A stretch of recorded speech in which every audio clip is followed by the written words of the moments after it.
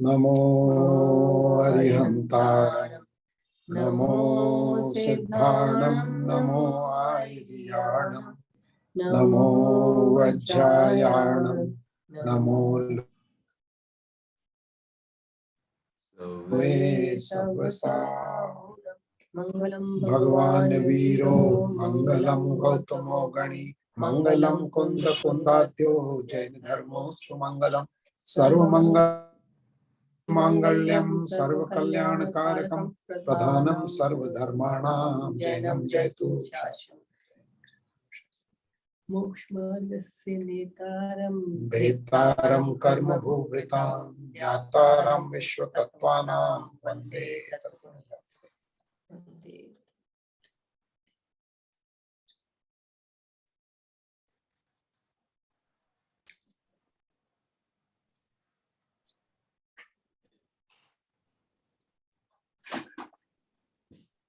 आचार्य श्री उमा स्वामी द्वारा रचित यह तत्वार्थ सूत्र अपरनाम मोक्ष शास्त्र नाम का ग्रंथ है। इसके प्रत्येक अध्याय का हम रिवीजन कर रहे हैं, जिसमें 5वें अध्याय का उच्चारण कर रहे हैं पक्का। तो 5वें अध्याय का उच्चारण करेंगे। आप बोलेंगे क्रम से, फिर एक साथ बाद में। अजीव काया धर्मा धर्माकाश पुद्गला अजीव काया धर्मा धर्माकाश पुद्गला द्रव्याणि द्रव्याणि जीवाश्च जीवाश्च नित्यावस्थितान्य रूपाणि नित्यावस्थितान्य रूपाणि रूपिणः पुद्गला रूपिणः पुद्गला रूपिणः पुद्गला आकाशादेक द्रव्याणि आकाशादेक द्रव्याणि द्रव्याणि आकाशादेक द्रव्याणि आकाशादेक द्रव्याणि निष्क्रियाणि च असंख्येया प्रदेशा धर्मा धर्मैक जीवानां असंख्येया प्रदेशा धर्मा धर्मैक जीवानां असंख्येया प्रदेशा धर्मा ऐसा थोड़ा बड़ा ऐसा लग रहा है कि थोड़ा देर कर रहे हैं। असंख्येया प्रदेशा असंख्येया प्रदेशा धर्मा धर्मैक जीवानां आकाशस्यन्तः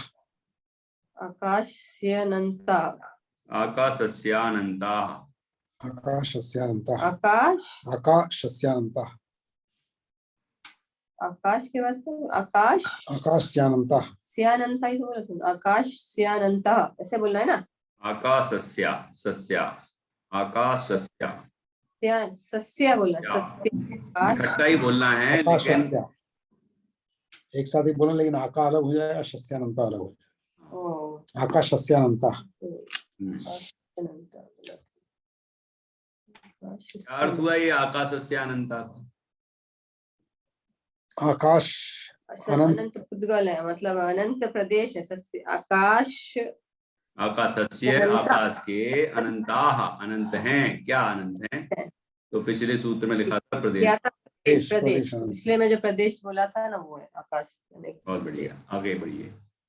संख्येयाश्च पुद्गलानां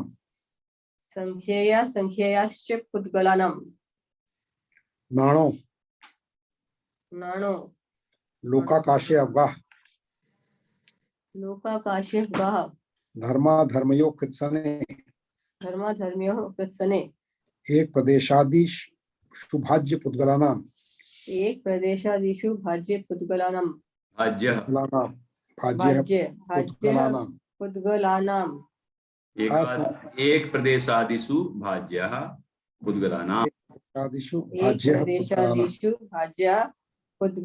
पुद्गलानां असंख्ये भागादिषु जीवानां प्रदेश संहार विसर्पाभ्याम प्रदीपवत्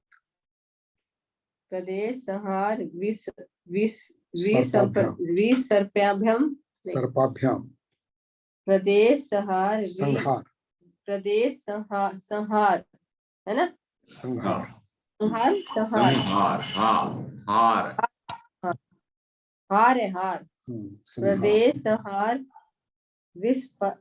विसर्पाभ्याम विसर्पाभ्याम प्रदीपवत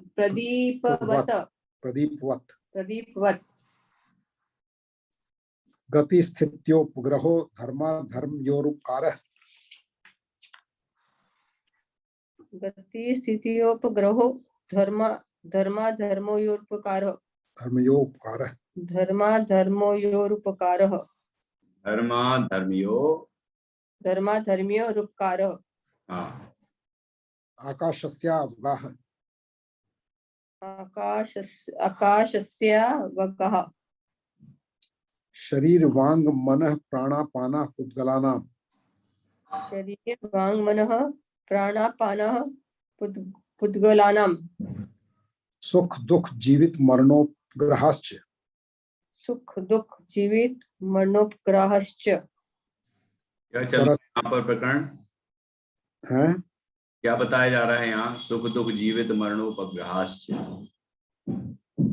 उपग्रहाश्च उपकार। उपकार किसका किसके प्रति? जीव का जीव के प्रति। सुख दुख है मतलब एक दूसरे के प्रति उपकार है? जैसे आप बताया था ना कि गुरु का शिष्य के प्रति ऐसे कुछ बोलना है क्या उपकार में? सुख दुख ये शरीर वांग मना प्राणापाना पुद्गलानाम शरीर वचन वाणी श्वास प्रश्वास पुद्गलों के उपकार हैं और सुख दुख जीवित मरण जीवन मरण ये भी उनके ही उपकार है। उनके मतलब पुद्गल के? पुद्गल का, क्योंकि पुद्गल में साता वेदनी असाता वेदनी का उदय जीवन मरण आयु पुद्गलों का जीवों के प्रति उपकार। ये उपकार है मतलब निमित्त पना है। जीवन मरण में ये कर्म भी हो गए, सुख दुख में कर्म भी हो गए और साथ में अन्य जो द्रव्य हैं मतलब पुद्गल द्रव्य के दूसरे हैं जो वो इसमें निमित्त बनते हैं, संयोग वियोग आदि सब चीजें। तो वो पुद्गल का ही उपकार बताया जा रहा है, पुद्गल का निमित्त पना। आप देखो एक तरह उसमें अर्थ में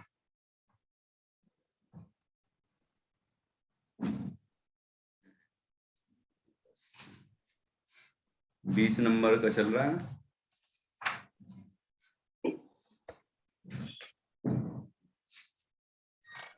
हाँ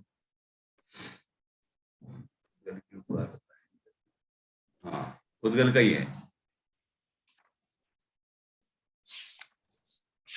पुद्गल का ही है और ऐसा ही लिखा है, पुद्गल के उपकार हैं ये सब। ठीक है,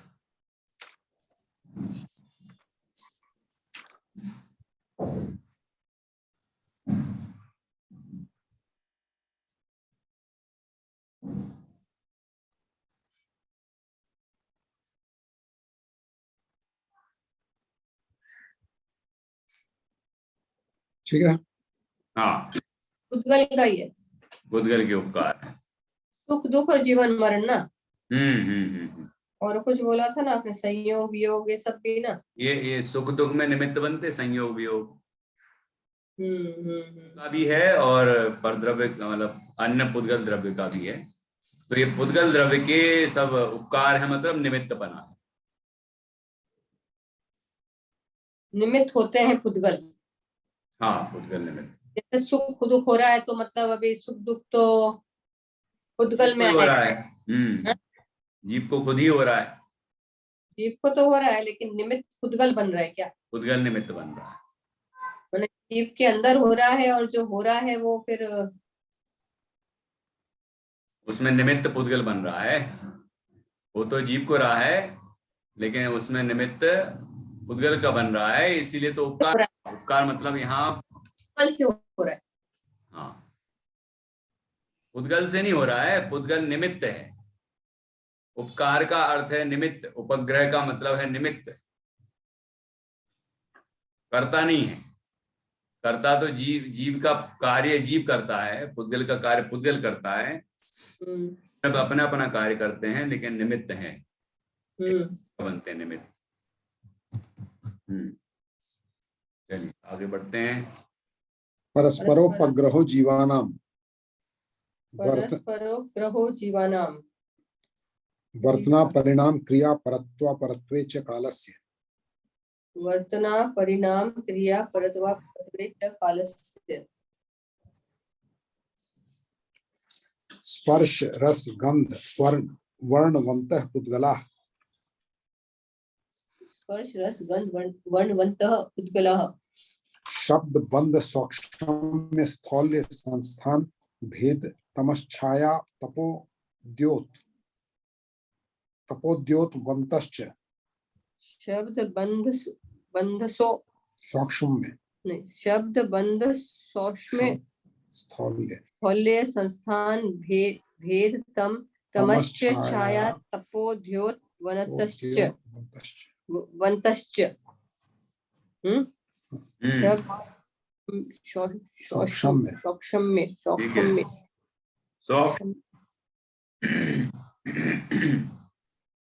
शाबी तो आधा है। शब्द बंध सौक्ष्म स्थौल्य संस्थान भेद तमश्छाया तपोद्योतवन्तश्च। ठीक है आगे अण्वः स्कन्धाश्च अण्वः स्कन्धाश्च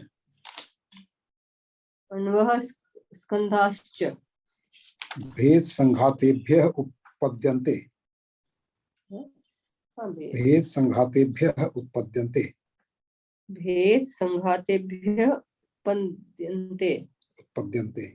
उत्पद्यन्ते भेदादणुः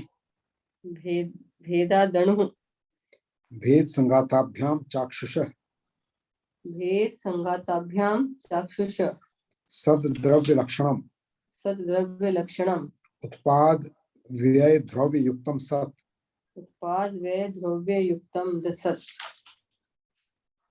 तद्भावाव्ययम्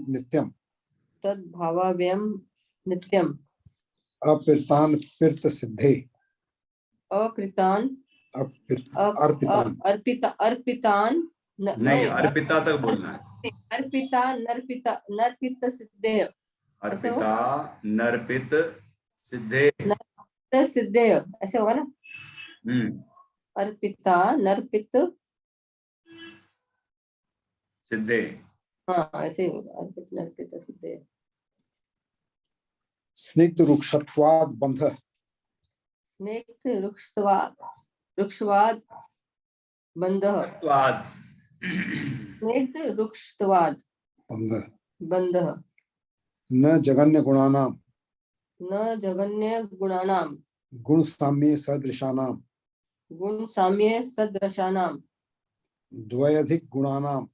द्वैधिकादि गुणानां तु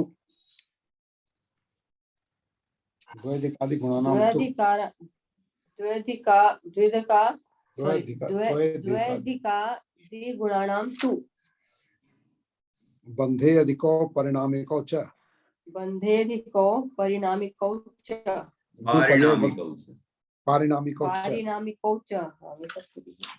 और द्वैधिकादि गुणानाम तु गुणानाम नहीं गुणानाम द्वैधिकादि गुणानाम तु 36वां बंधौ पारिणामिकौ च द्वैधिकादि गुणानाम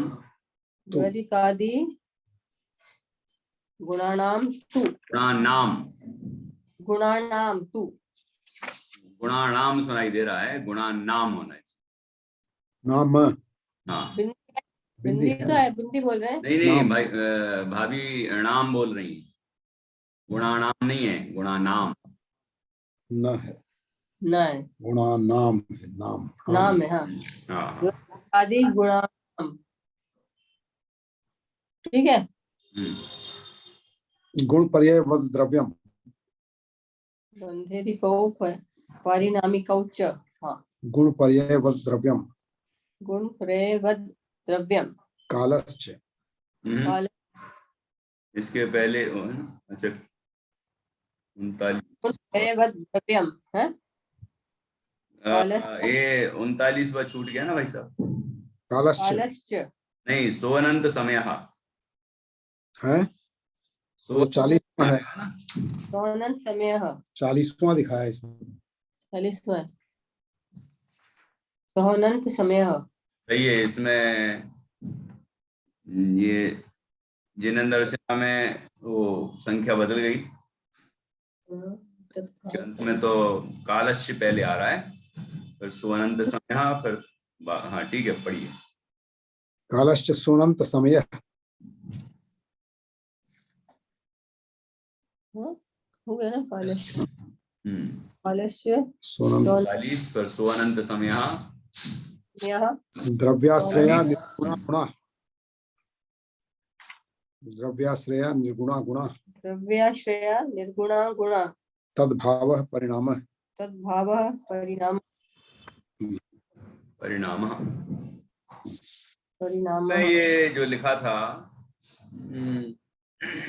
न जघन्य गुणानाम, तो ये 34, एक मिनट,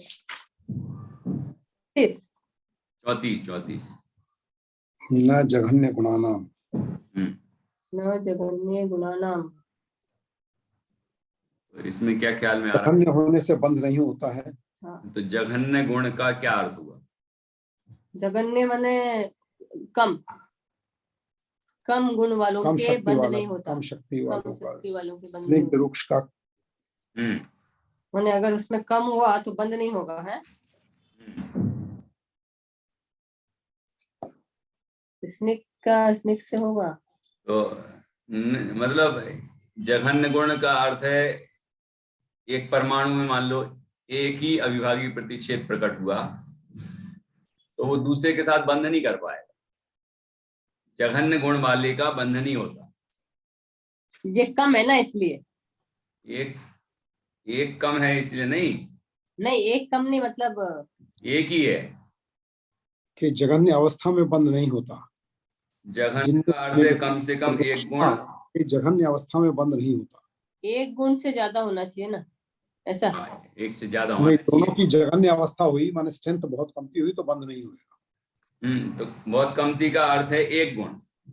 यहाँ लिखा है कि जघन्य का अर्थ है कम से कम एक गुण या एक अविभाज्य प्रतिच्छेद में परमाणु। जिस पुद्गल में स्निग्ध या रूक्ष गुण का एक ही अविभाज्य प्रतिच्छेद रह गया हो वह जघन्य गुणवान है। इसका अन्य 1, 2 आदि संख्यात असंख्यात अनंत गुण वाले स्निग्ध रूक्षमय परमाणुओं के साथ बंध नहीं होता है। तो जघन्य गुण का अर्थ है एक गुण, मतलब एक अविभाज्य प्रतिच्छेद प्रकट हुआ है तो उसका अन्य किसी के साथ ही बंध नहीं होगा। हर समय नई नई पर्याय आती है तो उसके अविभाज्य प्रतिच्छेद भी नए नए प्रकट होते हैं। तो जब उसके अंदर एक से अधिक गुण प्रकट होंगे अविभाज्य प्रतिच्छेद, तब वो किसी परमाणु से बंध कर सकता है। तो अब एक दूसरी शर्त है, ये तो जघन्य गुण की वाली हो गई, ना जघन्य गुणानाम। और सूत्र में लिखा गुण साम्य सदृशा नाम। गुण साम्य सदृशा नाम मतलब एक प्रकार के गुण होने से भी वो हाँ, मतलब आपस में बिल्कुल समान गुण है। 2, 2, 4, 4, 10, 10 दोनों स्निग्ध हो गए, दोनों रुक्ष हो गए तो नहीं बंद होगा। हाँ ये भी है, दोनों स्निग्ध हो गए दोनों रुक्ष हो गए तो भी नहीं होगा। एक कम होना चाहिए, ऐसे क्या? एक नहीं। अब अगला सूत्र है 36वां, द्वयाधिकादि गुणानाम तू। 2 अधिक गुण वालों में ही होना चाहिए, है ना? 2 से अधिक गुण वालों में नहीं, 2 अधिक। पहले तो तो अलग बात हो गई कि हाँ वो तो ठीक है कि एक से अधिक ही गुण होना चाहिए, लेकिन दो वाले के साथ नहीं होगा। ये निषेध करता है 35वां सूत्र, गुण साम्य सदृशा नाम तू। मतलब समान गुण वालों में बंध नहीं होगा, जघन्य वाले में बंध नहीं होगा, तो फिर किस में बंद होगा? द्व्यधिकादि, 2 अधिक गुण वाले में बंद होगा। मतलब एक परमाणु में 2 अविभाज्य प्रतिच्छेद हैं, दूसरे में 4 हैं तो बंद हो जाएगा। दूसरे में 3, एक में 3 हैं और दूसरे में 5 हैं तो हो जाएगा। 2 अधिक, एक में 2 है, दूसरे में 3, 4, 5 जो भी होंगे बंद हो जाएगा। नहीं, 2 अधिक, 4 होना पड़ेगा, 2 अधिक होना पड़ेगा। मतलब इसमें 2 है तो उसमें 4 होना चाहिए, इसमें 3 है तो उसमें 5 होना चाहिए, इसमें 4 है तो उसमें 6 होना चाहिए, 2 अधिक। तो इसमें 1 होगा, इसमें तो नहीं बंद होगा। तो 1 वाले के साथ तो हो गई नहीं। माने शक्ति ना, प्रतिशत मतलब हाँ, शक्ति। हाँ, अविभाज्य प्रतिषेध मतलब शक्ति जो अभिव्यक्त होती है पर्याय में, वह अविभाज्य प्रतिषेध होती है। उस शक्ति का जो ऐसा हिस्सा जिसका दूसरा हिस्सा ना किया जा सके, सबसे छोटा अंश शक्ति का भी अंश, जैसे उद्गल का सबसे छोटा अंश परमाणु है, आकाश का सबसे छोटा अंश प्रदेश है, ऐसे ही इसका भी है ये अविभाज्य प्रतिषेध। ये उस द्रव्य में जो शक्ति प्रकट हो रही, पुद्गल की बात चल रही है यहाँ, तो पुद्गल की जो शक्ति प्रकट हो रही है उसका सबसे छोटा अंश वो अविभाज्य प्रतिषेध है। तो अब किसी में एक ही अविभाज्य प्रतिषेध है तो उसके साथ किसी का बंध नहीं होगा, 2 होना चाहिए। जैसे अपन चिपकाते हैं तब वो चिपकता नहीं है ना, तो फिर कुछ हाँ, ऐसा कह सकते हैं कि चिपचिपाहट कम होती है तो इतनी कम हो कि चिपक ही नहीं सकता, तो नाम मात्र को हो तो वो चिपकेगा ही नहीं, ठहरेगा ही नहीं। और एक मतलब बैलेंस बराबर होगा तभी चिपकेगा। ये उदाहरण है, यहाँ तो पूरा परमाणु परमाणु एक एक अविभाज्य प्रतिषेध का गणित है वो। ठीक है, तो इस तरह से ये आप दोनों ने अलग अलग पढ़ लिया। अब एक साथ पढ़िए, भाई साहब पढ़ेंगे, हम दोनों मिलाएंगे फिर बात। एक इधर से एक पलट के पढ़ूंगी, पीछे से पढ़ूं? पीछे से पढ़ो, पीछे से पढ़ो, एक पढ़ के पढ़ने में तकलीफ होती है। हाँ, सूत्री सूत्र पढ़ना है, सूत्र वाला निकाल लें।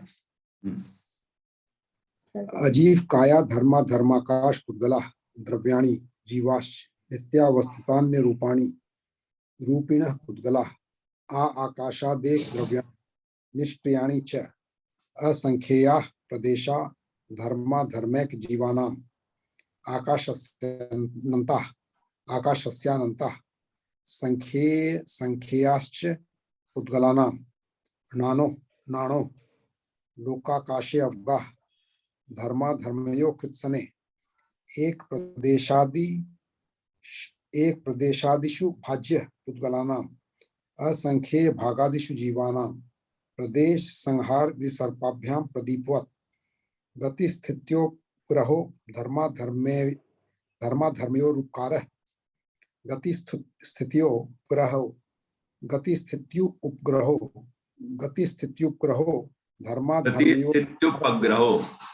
गतिस्थित्युपग्रहो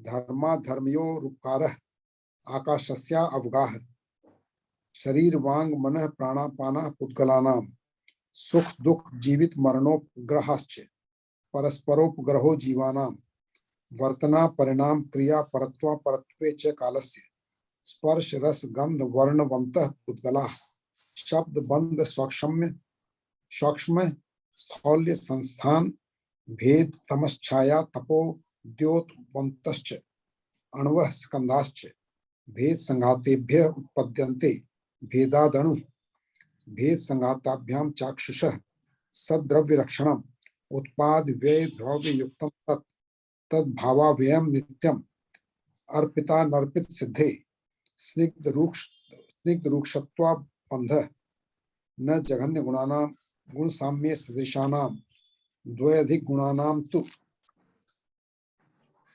बंधे अधिको पारिणामिको च गुण पर्ययवत द्रव्यम कालश्च सोनंत समय द्रव्याश्रया निर्गुणा गुणा तद्भावः परिणामः। ये पढ़िए आप 10वां वापस से। संख्येयाश्च पुद्गलानां। हाँ, ठीक पढ़ा है। संख्येयाश्च, ऐसा पिछली बार। संख्येयाश्च पुद्गलानां। ये 18वें में और थोड़ा ठीक करें। गति स्थित्युपग्रहो, गति स्थिति, गति स्थित गति स्थित्युपग्रहो, स्थित्युपग, गति स्थित्युपग्रहो, गति स्थित्युपग्रहो, ग्रहो, ग्रहो बोलना है क्या? पग्रहो भी आना, प आना चाहिए, पग्रहो, गति स्थित्युपग्रहो, गति स्थित्युपग्रहो, गति स्थित्यु स्थित्युपग्रहो, ग्रहो, गति स्थित्यु, स्थित्यु पग्रहो, यु, स्थित्यु पग्रहो, पग्रहो। पग्रहो। एक बार और बोलिए। गति स्थित्युपग्रहो, वो पा जैसा उच्चारण नहीं आ रहा है मुझे। गति स्थित्युपग्रहो, पग्रहो, पग्रहो, गति स्थित्युपग्रहो, हाँ अब आया कि गति, गति गति स्थित्युपग्रहो। ठीक है। अच्छा ये बताएं कि इसमें ये क्या लिखा है, भेद संघाता संघातेभ्यः उत्पद्यन्ते, क्या उत्पन्न होता है भेद और संघात से? भेद और संघात से अणु उत्पन्न होता है, ऐसा क्या? अणु व स्कंधाश्च, भेद संघातेभ्यः, भेद और संघात से स्कंध उत्पन्न होता है। नहीं, भेद से तो स्कंध नहीं होगा, अणु होगा। दोनों चीजें, मतलब भेद और संघात से ही उत्पन्न होता। अच्छा, भेद होगा तो भेद होता जाए तो परमाणु उत्पन्न होगा। हाँ, और संघात होता जाएगा मतलब संघात, स्कंध उत्पन्न होगा, स्कंद उत्पन्न होगा, मिलेंगे। तो भेद और संघात से ये दोनों भेद उत्पन्न होते हैं, जो इसके पहले वाले में लिखे थे 25वें में, अणवः स्कंधाश्च, ये उत्पन्न होते हैं भेद और संघात से। तो ये बोला ना, भेदादणु, भेद से अणु उत्पन्न होता है, भेद संघाताभ्याम चाक्षुष। हाँ हाँ, भेद संघाताभ्याम चाक्षुषा, ये चाक्षुषा का क्या अर्थ हुआ? चाक्षुष का अर्थ याद नहीं है। भेद संघाताभ्याम, चक्षु से संबंधित हो गया ना ये, आँख से है ना। भेद संघाताभ्याम चाक्षुष।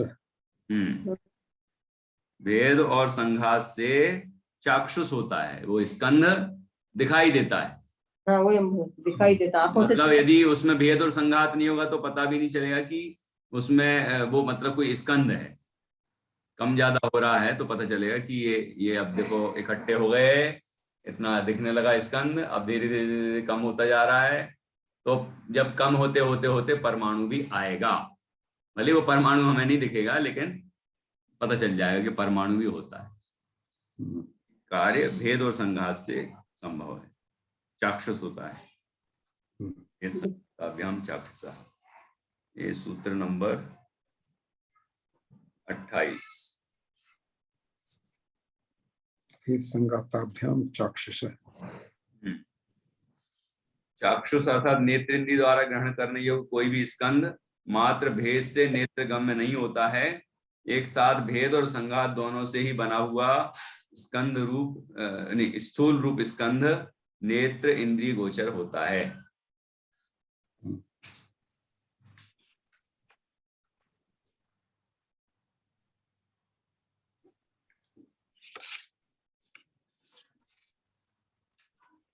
भेद और संघात दोनों होना चाहिए। भेद और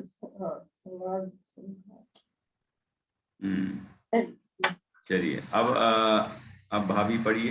हाँ एक और, ये तो ठीक कर लिया था आपने, द्रव्यास्या निर्गुणा गुणा। ठीक है, चलिए अब भाभी पढ़ेंगी। जीव काया प्रकाश पुद्गलः द्रव्याणि जीवाश्च नित्यावस्थिता न्यरूपाणि रूपिणः पुद्गलः पुद्गलः आकाशादेक द्रव्याणि निष्क्रियाणि च असंख्येया प्रदेशा धर्माधर्मेक जीवानाम्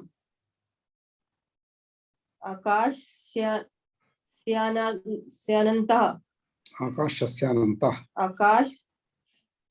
आकाश शस्यानंता सस्य का होगा शस्या आका बोलिए, आकाशस्या। आकाश आकाश शस्यानंता ऐसे ना। हाँ, आकाशस्या तक बोलिए, आकाशस्या। आकाश ऐसे बोलना। फिर से बोलिए, आकाश शस्यानंता। तोड़ के बोलना। संख्यया संख्ययाश्च पुद्गलानां नानो नानुः लोकाकाशे बह धर्मा धर्म्योः कृत्सने एक प्रदेशादिषु भाज्यः पुद्गलानाम् असंख्येय भागादिषु जीवानां प्रदेश संहार सर्पाभ्यां प्रदीपवत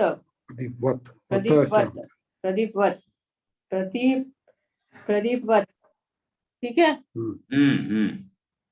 गति स्थितियो पग्रहो धर्मा धर्मो रूपकारः आकाशे धर्मा धर्म्यो रूपकारः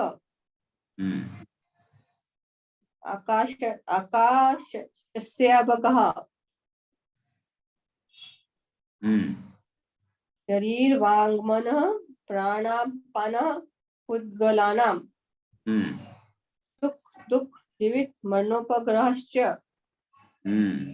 परस्परोपग्रहो परोपग्रहो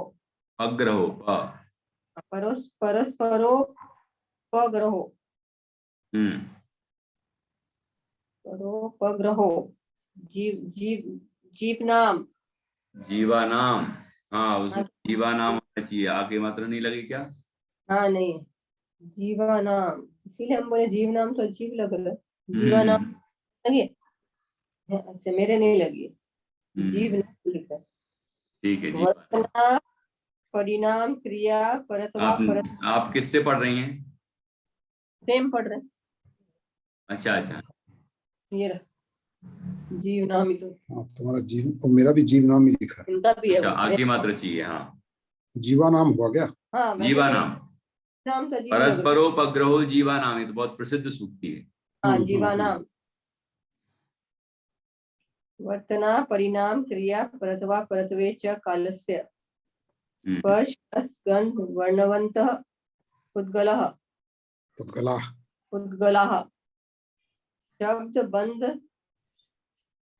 शब्द बंध सौषम्य तौल्य संस्थान भेद तमश्च छाया तपोद्योतवन्तश्च अण्वः स्कन्धाश्च भेद संघातेभ्य उत्पद्यन्ते भेदादणु भेद संघाताभ्यां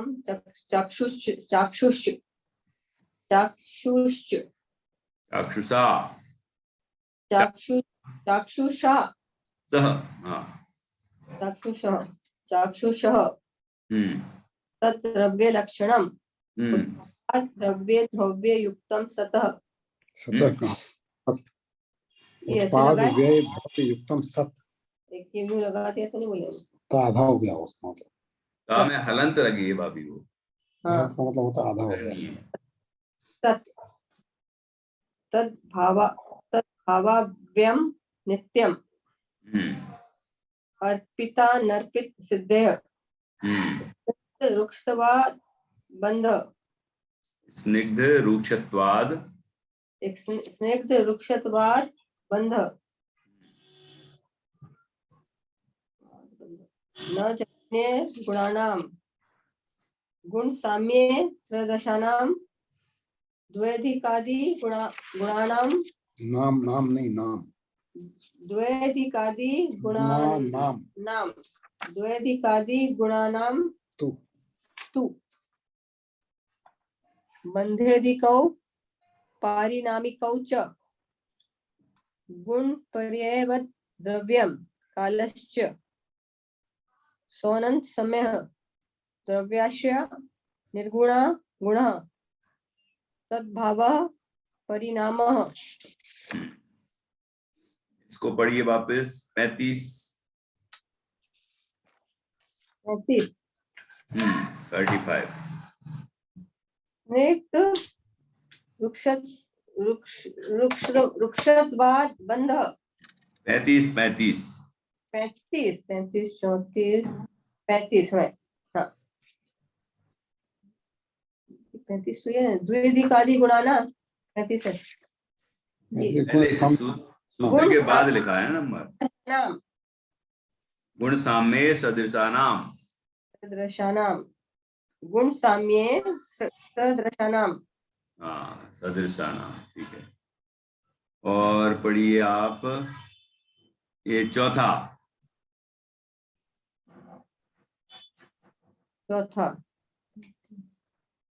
नित्यावस्थितान्य रूपाणि। हाँ ठीक है। अब पढ़िए 18वां।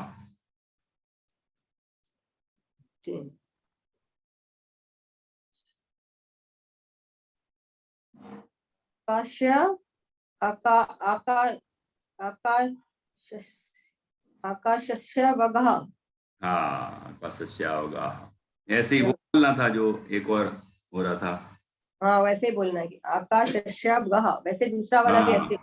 हाँ तस्य अनन्तः। हाँ बहुत ठीक है क्या से बोलना है। ठीक है बहुत बढ़िया। बोलनी पड़ेगी लेकिन ये हाँ अर्पिता नर्पित सिद्धे। हाँ अर्पिता नर्पित सिद्धे ऐसे बोला। ये अर्पित और अनर्पित क्या कहलाता है? अर्पित नर्पित। अर्पित माने मुख्य ना। हाँ मुख्य और गौण। बहुत अच्छा। अर्पित का अर्थ मुख्य और अनर्पित का अर्थ है गौण। तो ये मुख्य गौण की व्यवस्था किसमें होती है? एक को मुख्य करना है दूसरे को गौण करना है। इसको क्या बोलते हैं? जैन दर्शन का मूलभूत सिद्धांत क्या है और उसकी कथन पद्धति क्या है? जैन दर्शन का मूलभूत सिद्धांत अनेकांत है और कथन पद्धति स्यादवाद है। तो अर्पिता नर्पित सिद्धे मुख्य और गौण से वस्तु की सिद्धि होती है। की सिद्धि होती सिद्धे मतलब तो मुख्य गौण की व्यवस्था स्यादवाद में होती है। स्यादवाद पद्धति से वस्तु सिद्ध होती है, मतलब बताइए होती है। तो फिर ये बोलना है कि इससे सिद्ध होती है। हाँ मुख्य और गौण की व्यवस्था से मुख्य और गौण करके वस्तु को सिद्ध किया जाता है। मुख्य और गौण करके वस्तु को सिद्ध किया जाता है। ठीक है ना। तो ऐसा पढ़ते पढ़ते ख्याल में तो आ ही रहा होगा क्या विषय चल रहा है, इसका क्या मतलब है। रिवाइज करना पड़ेगा, मेरे को तो इतना ख्याल में नहीं आता है। इतना ख्याल में नहीं आता है रिवाइज करना। अच्छा अभी क्या पढ़ने पे ध्यान जा रहा है ना। तो जब उच्चारण फ्लो में आ जाएगा तो फिर हमारा ध्यान उसके अर्थ की गहराई में जाएगा। ठीक बात है ना। तो पढ़ने का अभ्यास करते अच्छे से कर लें और फिर पढ़ते रहेंगे और फिर सोचेंगे कि इसमें क्या बता रहे, इसमें क्या बता रहे, तो वो धीरे धीरे दिमाग में बैठ जाएगा। जैसे ही आप बोलेंगे नाणो तो आपको समझ में आएगा कि अणु नहीं, कि अणु मतलब क्या, कि वो एक प्रदेशी नहीं है, मतलब प्रदेशी नहीं है ना। वो प्रकरण वही चल रहा है। उसके आचार्य तो कह रहे एक ही प्रदेश नहीं है, लेकिन फिर बाद में टीका बाद में और स्पष्ट किया कि एक ही प्रदेश होने से उसको हम अप्रदेशी भी कहते हैं। एक होता है ना खाली एक, हाँ एक ही प्रदेश होता है, बहु प्रदेश नहीं है। तो हमने कहा अणु के प्रदेश ही नहीं है, जिसका और है वास्तव में वो और छोटा भाग ना हो सके तो बोलेंगे अणु ना। हाँ तो उसको एक प्रदेश ही बोल देंगे फिर, क्योंकि तत्वार सूत्र का ये सबसे छोटा सूत्र है नाणो, है ना। तो ये प्रकरण से समझ में आता है। जैसे नाणो जहाँ लिखा है उसके आगे पीछे कौन सा सूत्र लिखा है, तो इससे पता चल जाएगा हमें कि इसका भाव क्या है, मतलब क्या कहना चाह रहे हैं। यहाँ प्रदेशों की बात चल रही थी कि धर्म द्रव्य अधर्म द्रव्य के और जीव के कितने प्रदेश हैं, क्या संख्यात असंख्यात प्रदेश हैं, आकाश के अनंत प्रदेश हैं, पुद्गल के संख्यात असंख्यात और अनंत प्रदेश हैं, और नाणो लेकिन अणु के नहीं है, पुद्गल के कहे लेकिन अणु के नहीं है। तो कह रहे हैं अणु क्या पुद्गल नहीं है, कि अणु भी तो पुद्गल है, लेकिन वो वहां पर संख्यात असंख्यात और अनंत की बात कही, वो स्कंद की अपेक्षा है। ठीक है। परमाणु से लेके स्कंद तक की बात है पूरी। और ये अणु जो है वो एक प्रदेशी मात्र है, बहुप्रदेशी नहीं है। ऐसा प्रकरण चलता जा रहा है तो अपन को ख्याल आता जाएगा। एक बार लगाते रहो अर्थ तो अपने आप आने लग जाए। हाँ, अभ्यास मतलब फिर से करना पड़ेगा, जैसे आप बोले जा रहे हैं होगा अभी, पर और करना पड़ेगा, है ना।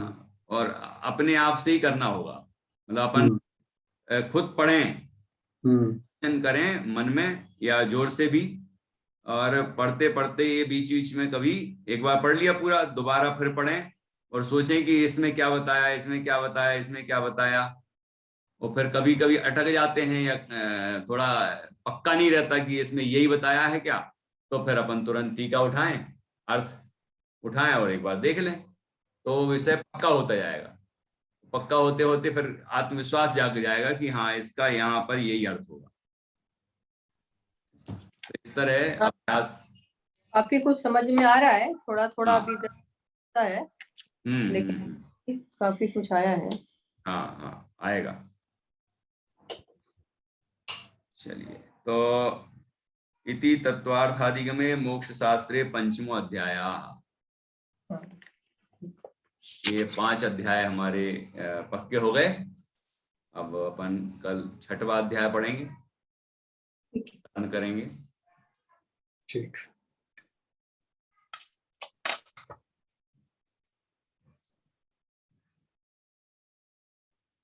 काय